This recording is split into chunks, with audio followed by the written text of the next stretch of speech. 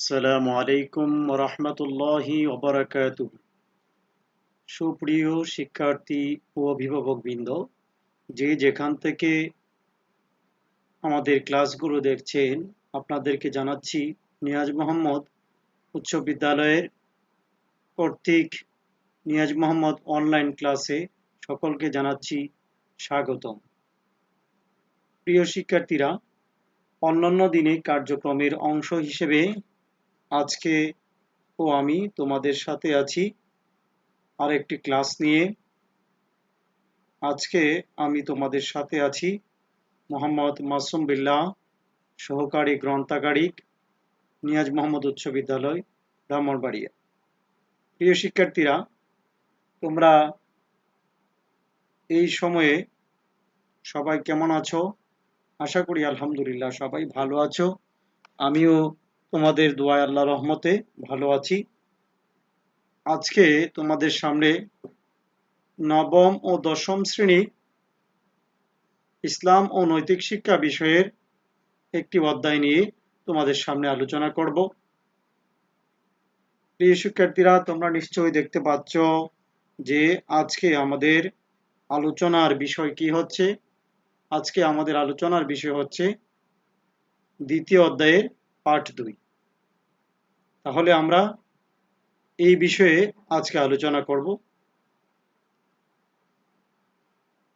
এই ছবিটি আমরা যদি লক্ষ্য করি, তাহলে আমরা একটু যদি চিন্তা করি, আমরা কি দেখতে পাচ্ছি? নিশ্চয়ই তোমরা দেখতে পাচ্ছ যে আল কোরআনের চিত্রটি তোমরা দেখতে পাচ্ছ। তো তাহলে শিক্ষার্থীরা, তোমরা বলে ফেলো যে তোমরা কি দেখতে পাচ্ছ? আল কোরআন। সেটি হচ্ছে মহাগ্রন্থ আল কোরআন। আল্লাহ রাব্বুল আলামিন মানব জাতির হেদায়েতের জন্য যে আসমানি কিতাব পৃথিবীতে নবী এবং রাসূলদের কাছে পাঠিয়েছিলেন, তার মধ্যে অন্যতম একটি গ্রন্থ কিতাব হচ্ছে আল কোরআন। তাহলে আজকের আমাদের পাঠের বিষয় হচ্ছে শরীয়তের প্রথম উৎস আল কোরআন। শরীয়তের প্রথম উৎস আল কোরআন। আমরা শরীয়তের উৎসসমূহ যখন আলোচনা করি, তখন সেখানে আমরা আলোচনা করেছিলাম শরীয়তের উৎস হচ্ছে 4টি। তোমাদের নিশ্চয়ই মনে আছে? তাহলে শরীয়তের উৎস কয়টি? 4টি। সেগুলো কি কি ছিল? আল কোরআন, সুন্নাহ, ইজমা, কিয়াস। এই শরীয়তের যে 4টি উৎস আছে, এর মধ্যে অন্যতম প্রধান যে উৎস সেটি হচ্ছে আল কোরআন। তাহলে আজকে আমাদের পাঠের বিষয় হচ্ছে শরীয়তের প্রথম উৎস আল কোরআন।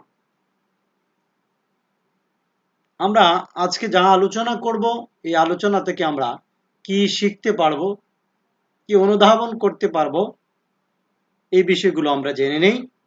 এই পাঠ শেষে তোমরা শিক্ষার্থীরা আল কোরআনের পরিচয় বলতে পারবে, আল কোরআনের নাজিলের কারণ ব্যাখ্যা করতে পারবে, আল কোরআনের মক্কি ও মাদানী সূরাসমূহ চিহ্নিত করতে পারবে, আল কোরআন অবতরণের পদ্ধতি ব্যাখ্যা করতে পারবে। আল কোরআন। তাহলে এবার আসো আমরা আল কোরআন সম্পর্কে জানবো। আল কোরআন কি? কোরআন হচ্ছে শরীয়তের সর্বপ্রথম ও সর্বপ্রধান উৎস। আল কোরআন হচ্ছে শরীয়তের সর্বপ্রথম ও সর্বপ্রধান উৎস। শরীয়ত হচ্ছে পথ, রাস্তা, পদ্ধতি। আমরা কোন পথে চলব, আমাদের গন্তব্য কোথায়, সেই পথ সম্পর্কে জানতে হলে অবশ্যই আমাদেরকে একটি গাইডলাইনের প্রয়োজন আছে। সেই গাইডলাইনটি আমাদেরকে জানিয়ে দেয়, সেই উৎসই হচ্ছে আল কোরআন। ইসলামী শরীয়তের সকল বিধিবিধানের মূল উৎস যে, সেটি হচ্ছে আল কোরআন। এর উপর ভিত্তি করে আল কোরআন প্রতিষ্ঠিত। ইসলামী শরীয়তের সকল বিধিবিধানের মূল উৎসই হচ্ছে আল কোরআন। এর উপরে ইসলামী শরীয়তের ভিত্তি ও কাঠামো প্রতিষ্ঠিত। আল কোরআনের আরো কিছু পরিচয় আমরা জেনে নেই। দেখা যাক, বলা হচ্ছে আল কোরআন শরীয়তের অকাট্য ও প্রামাণ্য দলিল। আল কোরআন হচ্ছে শরীয়তের অকাট্য ও প্রামাণ্য দলিল। অকাট্য, যার কোনো বিকল্প নেই, অবশ্যই প্রামাণ্য দলিল, যাতে প্রত্যেক বিষয়ের স্পষ্ট ব্যাখ্যা দেওয়া আছে। মানব জীবনের এমন কোনো দিক নেই যেখানে আল কোরআনের কোনো সমাধান নেই। এজন্য বলা হচ্ছে মানব জীবনের প্রয়োজনীয় সকল বিষয়ের সমাধান সূচক মূলনীতি ও ইঙ্গিত আল কোরআনে বিদ্যমান। তাহলে এমন কোনো দিক নেই যে দিকের ব্যাপারে আল কোরআন সমাধান দেয়নি। তাহলে মানব জীবনের যত সমস্যা আছে সব কিছুর সমাধান একমাত্র আল কোরআন। প্রিয় শিক্ষার্থীরা, তোমরা নিশ্চয়ই আল কোরআনের পরিচয় সম্পর্কে জেনেছ। আমরা আরো আল কোরআনের পরিচয় জানব। আল কোরআনের পরিচয় সম্পর্কে আল্লাহ রাব্বুল আলামিন পবিত্র কোরআনুল কারীমে কি ইরশাদ করেছেন? আল্লাহ রাব্বুল আলামিন বলেন, ওয়ানাজ্জালনা আলাইকাল কিতাবা তিবয়ানাল লিকুল্লি শাইইন। আল্লাহ রাব্বুল আলামিন কোরআনের পরিচয় সম্পর্কে ইরশাদ করেন, আমি আপনার প্রতি কিতাব নাজিল করেছি প্রত্যেক বিষয়ের স্পষ্ট ব্যাখ্যা স্বরূপ। আপনার প্রতি আমি কিতাব নাজিল করেছি প্রত্যেক বিষয়ের স্পষ্ট স্বরূপ, স্পষ্ট ব্যাখ্যা স্বরূপ।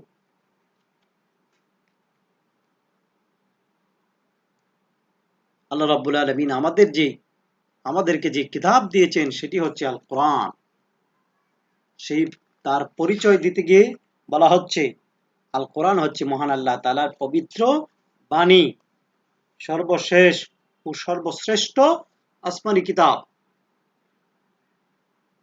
কোরআনের পরিচয় দিতে গিয়ে আল্লাহ রাব্বুল আলামিন বলেন, সেটি হচ্ছে আল কোরআন হচ্ছে আল্লাহ তাআলা জিব্রাইল আলাইহিস সালামের মাধ্যমে মহানবী সাল্লাল্লাহু আলাইহি সাল্লামের কাছে এই কিতাব নাজিল করে। অর্থাৎ আল্লাহ পাকের পক্ষ থেকে মহানবী হযরত মুহাম্মদ সাল্লাল্লাহু আলাইহি ওয়াসাল্লামের উপর যেই কিতাব নাজিল হয়েছে সেটি হচ্ছে আল কোরআন। আল কোরআনের পরিচয়, আল কোরআনের পরিচয় কি এখানে শেষ? না, আল কোরআনের পরিচয় হচ্ছে যেটি হচ্ছে মানব জাতির জীবন পরিচালনার মূলনীতি। মানব জাতির জীবন যে পরিচালনা করবে এই পরিচালনার মূলনীতি ও নির্দেশনা এ কোরআনে বিদ্যমান। আল্লাহ পাক রব্বুল আলামিন কোরআনের পরিচয় দিতে গিয়ে আবার আরেক আয়াতে বলেন, ওয়ালাকাদ সাররাফনা লিন্নাসি ফি হাযাল কুরআনি মিন কুল্লি মাসাল। আল্লাহ পাক বলেন, আর নিশ্চয়ই আমি মানুষের জন্য এই কোরআনে বিভিন্ন উপমা বিশদভাবে বর্ণনা করেছি। মাসাল, উদাহরণ, দৃষ্টান্ত। আল্লাহ রাব্বুল আলামিন এই কোরআনের মধ্যে বিভিন্ন উপমা দৃষ্টান্ত স্থাপন করেছেন যাতে মানুষজন সহজভাবে কোরআনকে বুঝতে পারে। কোরআন সহজ ও সাবলীল ভাষায় নাজিলকৃত। এতে কোনরূপ অস্পষ্টতা, বক্রতা কিংবা জটিলতা নেই। এমনভাবে আল কোরআন আল্লাহ পাক নাজিল করেছেন খুব সুন্দর এবং সহজ এবং সাবলীল ভাষায়। এতে কোনরূপ বক্রতা নেই, যাতে এই কোরআন থেকে মানুষজন সহজভাবে এই কোরআনকে জানতে পারে, অনুধাবন করতে পারে। প্রিয় শিক্ষার্থীরা, আল্লাহ রাব্বুল আলামিন আবার এই কোরআনের পরিচয় দিতে গিয়ে অন্য এক আয়াতে কি বলেছেন সেটা বলা হচ্ছে, ফাইন্নামা ইয়াসসারনাহু বিলিসানিকা লাআল্লাহুম ইয়াতাযাক্কারুন। আল্লাহ তাআলা বলেন, আমি তো কোরআনকে আপনার ভাষায় সহজ করে দিয়েছি যাতে তারা উপদেশ গ্রহণ করে। মহান আল্লাহ বলতেছেন, যে আমি তো কোরআনকে আপনার ভাষায় সহজ করে দিয়েছি যাতে তারা কি করতে পারে, উপদেশ গ্রহণ করতে পারে। উপদেশ গ্রহণ করে আল কোরআনের মাধ্যমে আমাদেরকে উপদেশ গ্রহণ করার জন্য বলা হচ্ছে। এখান থেকে আমরা উপদেশ গ্রহণ করব, আমাদের জন্য কোন পথটি সঠিক পথ, আমাদের জন্য কোন কাজগুলো করা উচিত, সেইগুলো আমাদের অবশ্যই জেনে মেনে চলতে হবে। এবার আসো আল কোরআনের অবতরণ। আল্লাহ রাব্বুল আলামিন এই যে কোরআন, নবী আলাইহিস সালাম, আমাদের নবী হযরত মুহাম্মদ সাল্লাল্লাহু আলাইহি সাল্লামের উপর নাজিল করেছেন, সেটি কিভাবে নাজিল হয়েছে আমরা আগেই জেনেছি যে আল কোরআন, কোরআন হচ্ছে আল্লাহ তাআলার বাণী। এটি কোথায় লিপিবদ্ধ ছিল? লাউহে মাহফুজে। লাউহে মাহফুজে লিপিবদ্ধ ছিল। লাউহে মাহফুজ সেটি কি? আল্লাহ রাব্বুল আলামিন লাউহে মাহফুজের পরিচয় দিতে গিয়ে বলেছেন, বাল হুয়া কুরআনুম মাজিদ ফি লাউহিম মাহফুজ। লাউহে মাহফুজের পরিচয় দিতে গিয়ে আল্লাহ বলেন, বরং এটা সম্মানিত কোরআন, যা সংরক্ষিত ফলকে লিপিবদ্ধ। সংরক্ষিত ফলকে লিপিবদ্ধ। লাউহে মাহফুজে সেটি লিপিবদ্ধ ছিল। সেখান থেকে আল্লাহ রাব্বুল আলামিন সর্বপ্রথম লাইলাতুল কদর, কদরের রাত্রিতে, লাইলাতুল কদর, লাইলাতুল কদর কখন হয়? নবীজি ফরমান যে রমজান মাসের শেষ দশকের বেজুর রাত্রিতে তোমরা কি করো? লাইলাতুল কদর তালাশ করো। ওই বেজুর রাত্রিগুলোর কোনো একটি রাত্রিকে আল্লাহ রাব্বুল আলামিন লাউহে মাহফুজ থেকে এই কোরআন, গোটা কোরআন বাইতুল ইজ্জাহ নামক স্থানে নাজিল করেন।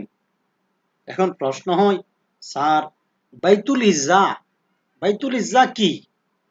এবার ব্যাখ্যা করে দিচ্ছে যে বাইতুল ইজ্জাহ হচ্ছে প্রথম আসমানের একটা বিশেষ স্থান।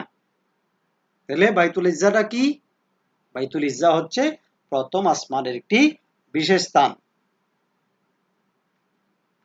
সেখান থেকে নবীজি সাল্লাল্লাহু আলাইহি সাল্লামের উপর কোরআন নাজিল করেন আল্লাহ রাব্বুল আলামিন। কোথায় নাজিল করেন? নবীজি সাল্লাল্লাহু আলাইহি সাল্লাম আল্লাহ পাককে পাওয়ার জন্য, আল্লাহ পাকের পরিচয় জানার জন্য। কারণ মক্কাবাসীরা অজ্ঞতা, এমন অজ্ঞতার মধ্যে ছিল, মারামারি, হানাহানি, কাটাকাটি লিপ্ত ছিল। তাদের এই দুর্দশা দেখে নবীজি সাল্লাল্লাহু আলাইহি সাল্লাম হেরা গুহায় একমাত্র আল্লাহর ধ্যানে মগ্ন থাকতেন। নবীজির বয়স যখন 40 বছর পূর্ণ হয়ে গেল, তখন আল্লাহ রাব্বুল আলামিন জিবরাইল আলাইহিস সালামের মাধ্যমে এই কোরআন নাজিল করেন। তখন নবীজি সাল্লাল্লাহু আলাইহি সাল্লাম হেরা গুহায় ধ্যানমগ্ন অবস্থায় ছিলেন। এই হেরা গুহায় ধ্যানমগ্ন থাকাকালীন আল্লাহ রাব্বুল আলামিন সূরা আলাকের প্রথম 5টি আয়াত কি করেন? নাজিল করেন। সূরা আলাকের প্রথম 5টি আয়াত কি করেন? আল্লাহ পাক নাজিল করেন। এটাই ছিল নবীজি সাল্লাল্লাহু আলাইহি সাল্লামের পর দুনিয়াতে আল কোরআন নাজিলের প্রথম প্রেক্ষাপট। প্রিয় শিক্ষার্থীরা, আমরা একটু আল কোরআনের সূরা আলাকের এই তেলাওয়াতটা একটু শুনবো।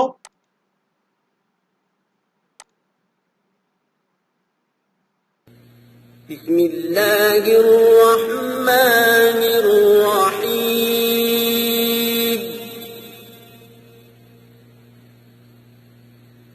ইকরা বিসমি রাব্বিকাল্লাযী খলাক খলাকাল ইনসানা মিন আলাক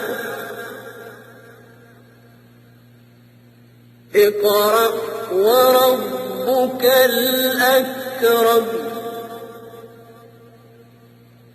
الذي علم بالقلم علم الإنسان ما بالقلم প্রিয় শিক্ষার্থীরা, তাহলে আমরা সূরা আলাকের এই প্রথম যে 5টি আয়াত নাজিল হয়েছিল, এই প্রথম 5টি আয়াতের তেলাওয়াত আমরা শুনলাম। তারপরে আল্লাহ রাব্বুল আলামিন এই আল কোরআন অল্প অল্প করে মহানবী সাল্লাল্লাহু আলাইহি সাল্লামের 23 বছরের নবুয়তি জীবনে পূর্ণরূপে নাজিল করেন। বলা হচ্ছে যে এই আল কোরআন নবী সাল্লাল্লাহু আলাইহি সাল্লামের প্রয়োজন অনুসারে কি করা হয়েছে? নাজিল করা হয়েছে। সম্পূর্ণ কোরআন একসাথে নাজিল হয়নি, বরং আল্লাহ রাব্বুল আলামিন প্রয়োজন অনুসারে অল্প অল্প করে প্রয়োজন অনুসারে নাজিল করতেন। কখনো 5 আয়াত, কখনো 10 আয়াত, কখনো আয়াতের অংশ বিশেষ, আবার কখনো একটি পূর্ণাঙ্গ সূরা কি করতেন? নাজিল করতেন। এটাই হচ্ছে আল কোরআনের অন্যতম একটি বিশেষত্ব।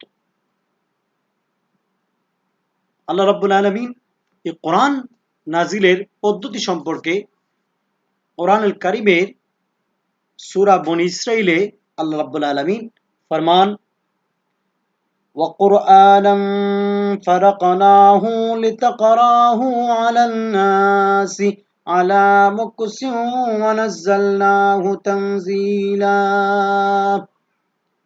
মহান আল্লাহ রাব্বুল আলামিন কোরআনের অবতরণ সম্পর্কে বলেন, আর আমি খণ্ড খণ্ড ভাবে কোরআন নাজিল করেছি যাতে আপনি তা মানুষের নিকট ক্রমে ক্রমে পাঠ করতে পারেন, আর আমি তা ক্রমশ নাজিল করেছি।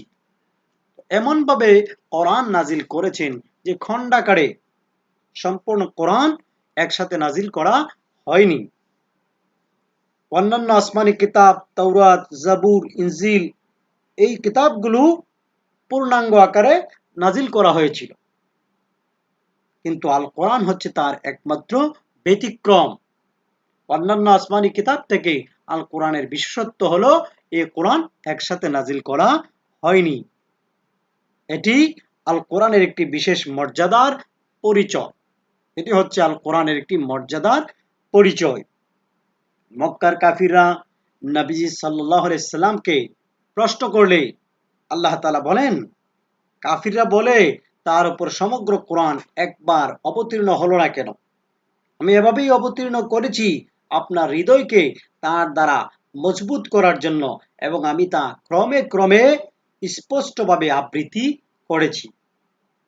তাহলে আল্লাহ রাব্বুল আলামিন কাফেরদেরকে জানিয়ে দিয়েছেন যে এই কোরআনটা আপনার অবতীর্ণ করেছি যাতে আপনার হৃদয়কে মজবুত করে এই জাহিলি অজ্ঞতার মানুষদেরকে যাতে আপনি আলোর পথ দেখাতে পারেন, এই জন্য আমি আল কোরআন ক্রমে ক্রমে খণ্ডাকারে কি করেছি? নাজিল করেছি।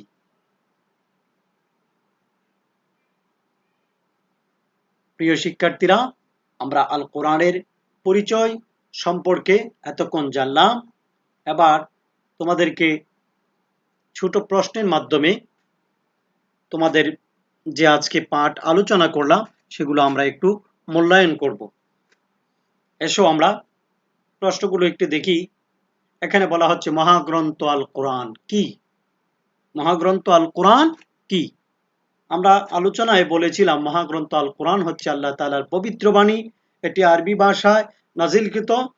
আল্লাহ পাকের পক্ষ থেকে হযরত জিবরাইল আলাইহিস সালামের মাধ্যমে মহানবী সাল্লাল্লাহু আলাইহি সাল্লামের উপর যে কিতাব নাজিল হয়েছে সেটি হচ্ছে আল কোরআন। শরীয়তের অকাট্য দলিল কোনটি? শরীয়তের অকাট্য দলিল হচ্ছে আল কোরআন। নাজিল হওয়ার পূর্বে আল কোরআন কোথায় লিপিবদ্ধ ছিল? কোথায় ছিল? নাজিল হওয়ার পূর্বে আল কোরআন কোথায় ছিল? আমরা সেটা পড়েছি, সেটি হচ্ছে লাউহে মাহফুজে। আল কোরআন অল্প অল্প করে নাজিল হওয়ার কারণ কি? আল কোরআন অল্প অল্প করে নাজিল হওয়ার কারণ কি? এই কারণ সম্পর্কে আমরা বলেছি যে আল্লাহ রাব্বুল আলামিন বলেছেন যে এই অল্প অল্প করে নাজিল করার কারণ হচ্ছে যাতে আল্লাহ আমাদের নবীজি সাল্লাল্লাহু আলাইহি সাল্লামের হৃদয়কে, অন্তরকে এর দ্বারা মজবুত করতে পারেন, এই জাহিলি যুগের মানুষদেরকে যাতে আলোর পথ দেখাতে পারেন। এই জন্যই কিন্তু ক্রমে ক্রমে অল্প অল্প করে নাজিল করা হয়েছে। প্রিয় শিক্ষার্থীরা, আমরা এতক্ষণ যা আলোচনা করেছি তার উপর ভিত্তি করে তোমাদেরকে বাড়ির কাজ হিসেবে একটি বাড়ির কাজ দেওয়া হচ্ছে, সেটি তোমরা বাড়িতে করে ফেলবে। মহাগ্রন্থ আল কোরআনের অবতরণ প্রক্রিয়া থেকে অন্যান্য আসমানি কিতাবের অবতরণ প্রক্রিয়ার ভিন্নতা ছিল কেন? আল কোরআন যে নাজিল হয়েছে, এই নাজিলের ভিন্নতাটার কারণটা কি, এই সম্পর্কে তোমরা এই প্রশ্নের উত্তরটি লিখবে। প্রিয় শিক্ষার্থীরা, তোমরা সবাই ভালো থাকবে, সুস্থ থাকবে। আল্লাহ রাব্বুল আলামিনের কাছে দোয়া করি আমাদের এই জীবন যাতে কোরআনের আলোকে আমরা আলোকিত করতে পারি, সেই প্রত্যাশা রেখে আজকে এখান থেকে বিদায় নিচ্ছি। আসসালামু আলাইকুম ওয়া রাহমাতুল্লাহ। সবাইকে ধন্যবাদ।